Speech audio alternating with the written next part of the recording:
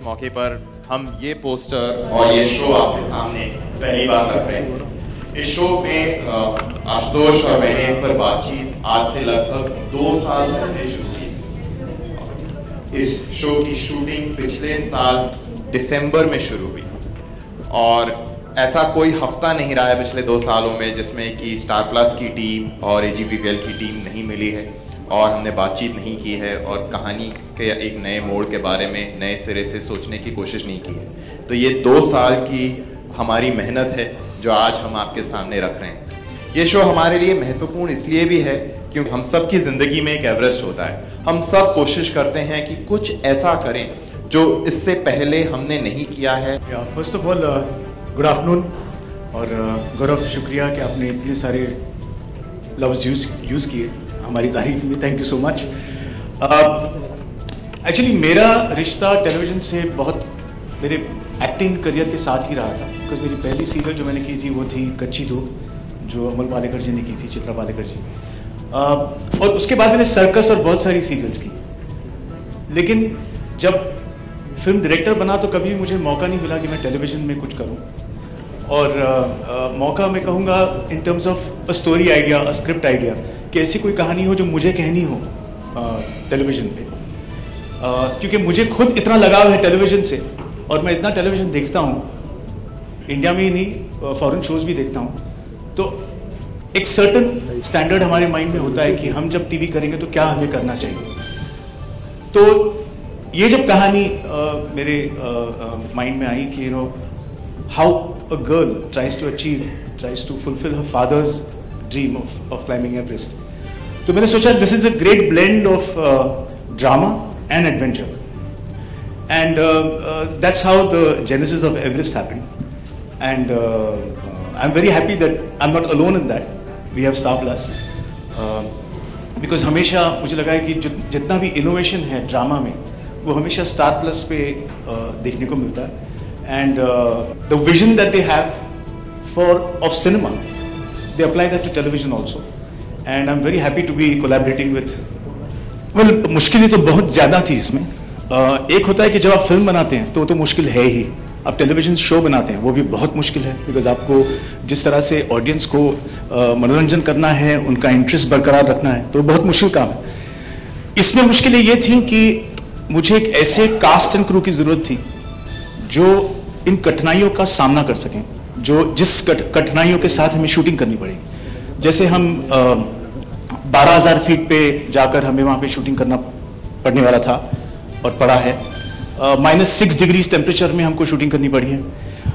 Tents में रहना पड़ा है, बर्फ़ में, वो भी ज़मीन पे जब आप एक प्लास्टिक रख देते हैं और उसके ऊपर आपको सोना है बर्फ़ की लादी पे, तो उस किस्म की सिचुएशंस में नूडल्स खा के हम लोग थक गए थे, बिकॉज दिन रात नूडल्स ही नूडल्स होते थे। तो इस किस्म की कठिनाइयाँ बहुत सारी थी, हैं और अभी भी चल रही हैं। तो मैं बहुत अपने आप को फॉर्चुनेट समझता हूँ कि मेरी जो टीम थी जो इस शो के साथ जुड़ी, वो बहुत ही जाबाज मैं कह सकता हूँ, बहुत हिम्मत वाली थी और चैलेंजेस लेने के लिए वो तैयार थी। So I think I been very fortunate to have that team. So today we have the entire crew here, because हमने ये सोचा कि क्यों ना हम पहले आज इस प्रेजेंटेशन में हम पहले जो कैमरे के पीछे थे उन लोगों के बारे में बात करें, क्रू के बारे में बात करें, जहां पर आज हम देखेंगे कुछ क्रू मेंबर्स यहाँ पे स्टेज पे होंगे, कुछ हमारे यहाँ पे इस टेबल पे बैठे हुए हैं। स्टेज इतना ही है तो कुछ लोग ऑफ द स्टेज हैं। So I am very happy to have this. मुझे लगा था कि मैंने लगान बनाई है, जोधा अकबर की है, खेले हम जी जान से की हैं, पीरियड फिल्म्स की हैं, तो थोड़ा वो एक्सपीरियंस हेल्प होगा। ऑफकोर्स उस एक्सपीरियंस का फ़ायदा हुआ, लेकिन इसमें बहुत ज़्यादा अलग किस्म के चैलेंजेस थे जो मैंने कभी नहीं सोचा था मुझे करने पड़ेंगे। और चाहे वो ठंड हो, और ठंड ऐसी कि जब आप 6 जैकेट्स पहन के जब आप वो कुकून बैग में सोते हैं और फिर भी जब ठंड लगती है, या जब आपको ठंड लगती है और आप अगर आपके घर में है तो आप AC बंद कर सकते हैं और वहाँ पे आप बंद नहीं कर सकते हैं। तो इस किस्म के जो चैलेंजेस थे वो कभी मैंने सोचे नहीं थे मेरे लिए और पूरी टीम के लिए। So I think making Everest has been my Everest. Actually इस कहानी में बहुत सारे अलग अलग मुद्दे हैं, अलग अलग साइड्स हैं जो हमें एक्सप्रेस करने थे।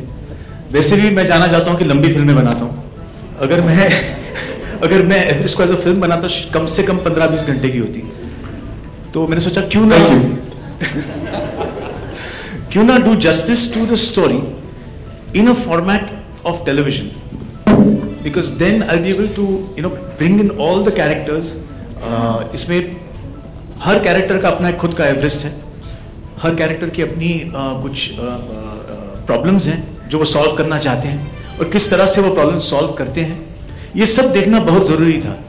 अदरवाइज क्या होगा कि अगर आप फिल्म में करते हैं तो आपको फिर वो 2 घंटे के अंदर आपको आपकी पूरी कहानी आपको बतानी पड़ेगी, तो वो इसमें पॉसिबल नहीं था। और मैं बहुत खुश हूँ कि ये डिसीजन अच्छा था और हम इसको एज अ सीरीज बना सकें। मुझे एज प्रोडक्शन पहली बार टेलीविज़न में अटेम्प्ट करना था, बिकॉज मैंने ये कभी नहीं सोचा था कि मैं टीवी के लिए डायरेक्ट कर पाऊँगा। इसकी वजह सिंपल ये है कि बहुत दायरे हैं। आपको 23 मिनट का 21 मिनट का एपिसोड जब बनाना पड़ता है और आपको दिन में उतने मिनट्स आपको शूट करना ज़रूरी है, उतने तेज़ी के साथ दिन ब दिन आपको करना बहुत ज़रूरी है। और फिल्म करके मैं थोड़ा सा स्पॉइल हो गया हूँ।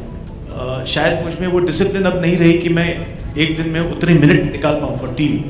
तो मैं नहीं चाहता था कि मैं ऐसा कदम उठाऊँ, और इसलिए मैंने ग्लेन अंकुश को दोनों को फिर उनके साथ कनेक्ट किया कि वो टेलीविज़न माध्यम को वो जानते हैं, वो फिल्म भी बना चुके हैं लेकिन टेलीविज़न माध्यम से ज़्यादा वाकिफ़ हैं।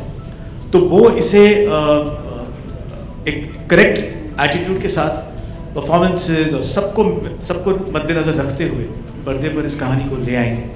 और इसीलिए ग्लेन अंकुश के साथ फिर जो हमारे तीनों डीपीज़ हैं, ये बहुत इंपॉर्टेंट है क्योंकि इन्होंने भी टेलीविज़न नहीं किया है।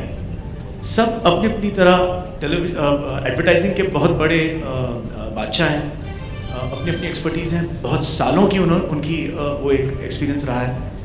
We are very happy and fortunate कि तीनों ने इस टेलीविज़न शो के लिए हाँ कहा, और they are giving that cutting edge visual quality which kind of bridges the gap between film and TV. मैं कभी भी ज़्यादा फ़र्क नहीं समझता हूँ फिल्म और टीवी में, बिकॉज अल्टीमेटली कहानी है, फॉर्मेट थोड़ा सा अलग है। आपको हर 20 मिनट में लोगों को पकड़ के रखना है। फिल्म में अगर आपने इंटरमिशन तक लोगों को नहीं पकड़ के रखा तो वो थिएटर छोड़ के चले जाएंगे। यहाँ पे पहले 5 मिनट में वो रिमोट से चैनल चेंज कर दें, तो वो एटीट्यूड थोड़ा सा अलग है फॉर्मेट का। But otherwise I think I'm very happy with the entire team, and that is the reason why I decided to let me produce this show. Right, of course, I've written it, so it's written and produced. I was very intrigued with the idea of the whole story, the synopsis which he sent me, and thought it was very beautiful. And the television is opening up; it's going to 4K and it's getting 5.1 sound. I need to do television, and it was in my mind for a couple of years. And then he came with this idea. I said, "Yes, let's do Ashutosh's." And also, I have a music college, and amazing amount of talent coming out of the music college, and some of them are a bit directionless.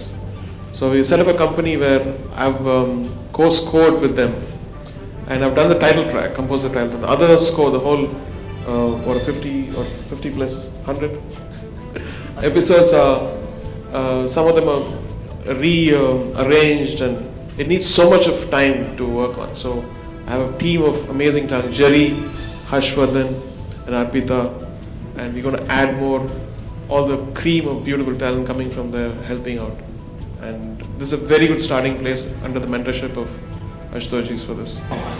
इतनी ऊंचाई से तो एक तो पहले as a personal experience you tend to look inward. आप ज़िंदगी को बहुत अलग नज़रिए से देखते हैं, क्योंकि वहाँ पे एक अलग किस्म का एहसास होता है जो हमें अपनी शहरी ज़िंदगी में कभी फील नहीं होता। So it's a very different world out there in the mountains. But coming to Everest, I think as a story, as the emotions and the drama combined with adventure, वो बहुत ज़रूरी है शो के लिए। तो ये एडवेंचर भी है और ड्रामा भी है, और इससे बड़ा क्या लाभ हो सकता है कि हमें शो के लिए रहमान मिला है। It was very good. It was amazing movie by Shankar, and we finished that. And I told them that I have to fly in the morning for this Everest, which is so important for me. And the experience, first of all, when I look at Indian television, it's changing. and I think this is a part of a very big change. I'm really honored and excited to be a part of this.